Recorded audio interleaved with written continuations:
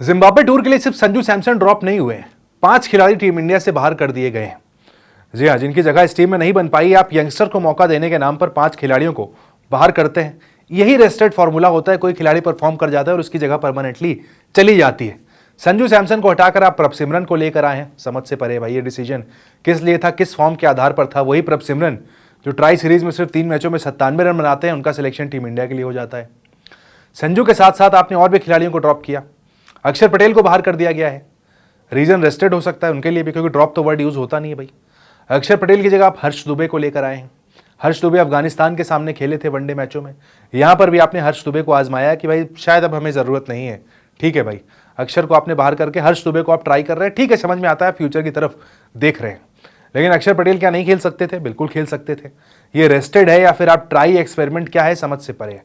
अक्षर के अलावा आपने देखिए वहां पर वॉशिंगटन सुंदर को भी बाहर किया है। वॉशिंगटन सुंदर का प्रदर्शन भी अच्छा नहीं था, लेकिन वॉशिंगटन सुंदर की जगह यहां पर बदल दी गई है, उनको टीम से बाहर निकाल दिया गया है। ठीक है भाई, आपने प्लेइंग 11 से भी उन्हें बाहर रखा था।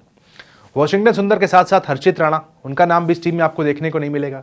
इंजरी के बाद वापस आ रहे हैं, मैनेजमेंट को लगाओ कि भाई एक सीरीज आराम दे देते हैं भाई। हर्षित तो कभी भी टीम में वापस आ जाते हैं। हर्षित राणा के सिलेक्शन को लेकर कोई सवाल किसी के मन में नहीं होता है।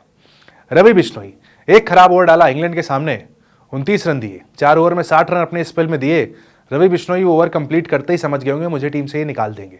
एक खराब ओवर के दम पर आप टीम से खिलाड़ी को बाहर कर देते हैं।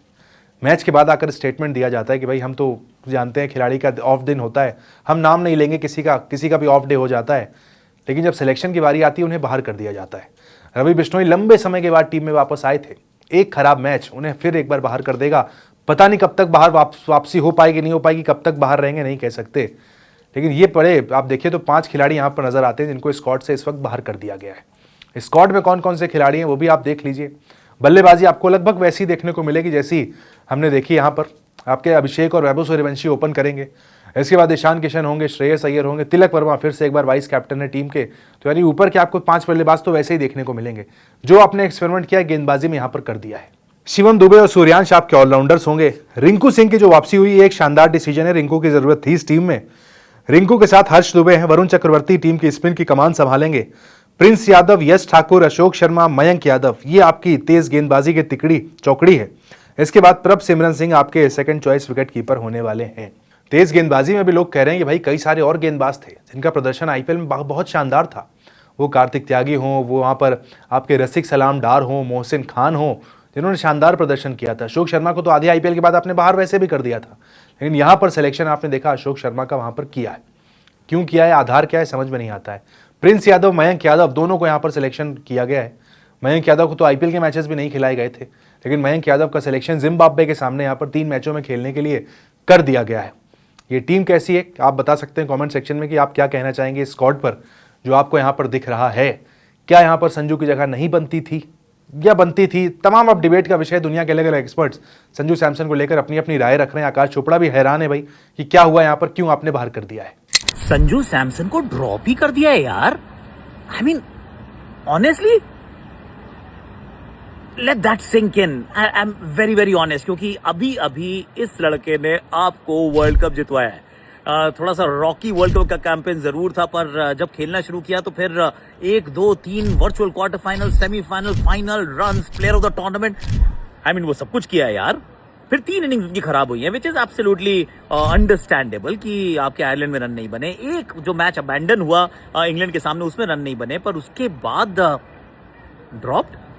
सी जिम्बाब्वे जो टीम जा रही है उसमें बैटिंग तो वही है, बिल्कुल फुल स्ट्रेंथ बैटिंग साइड जा रही है। बॉलिंग में जरूर बदलाव है, हर्षदीप नहीं है, हर्षित नहीं है, प्रसिद्ध नहीं है, अक्षर नहीं है, वॉशी नहीं है। आई सी की पूरी बॉलिंग अटैक जो आपने वो रिवैम्प कर दी, बच्चों की भेज दी, नए लड़के भेजे हैं, पर बैटिंग तो पूरी वही है यार। अभिषेक भी है, श्रेयस भी है, ईशान भी है, वैभव भी है, तिलक भी है, संजू नहीं है। There is no Sanju Samson. I understand कि कभी आपको लाइफ में थोड़े टफ डिसीजन लेने पड़ते हैं। आपको होता है कि वैभव सूर्यवंशी आ रहा है तो इसके लिए किसी को तो जगह खाली करनी पड़ेगी। Yes, there is a traffic jam at the top. आपको ईशान भी चाहिए, आपको अभिषेक भी चाहिए, आपको संजू भी चाहिए, आपको वैभव भी चाहिए, और sometimes someone has to give. I get all of that. पर मेरा ये मानना है कि यार एकदम से ऐसे तो मत करो। रोटेशन में रख लो, एक बच्चे को चांस देना है तो अभिषेक और ईशान और संजू, इनको आप रोटेट करवा लीजिए। वैभव सूर्यवंशी को पूरे चांस दिए। I am for that thought, that process, that opinion. लेकिन संजू को ड्रॉप ही कर दो, I still can't fathom it. इसके बारे में कोई खबर नहीं आई है कि कोई इंजरी है, निगल है, इस बारे में कुछ बातचीत नहीं हुई है। बट देन क्या ही होगी, टू बी फेयर, क्योंकि इस समय तो वो इंग्लैंड के टूर का हिस्सा है यार। He is a part of that team, but not a part of that team to Zimbabwe. Wow. I mean, how? Honestly.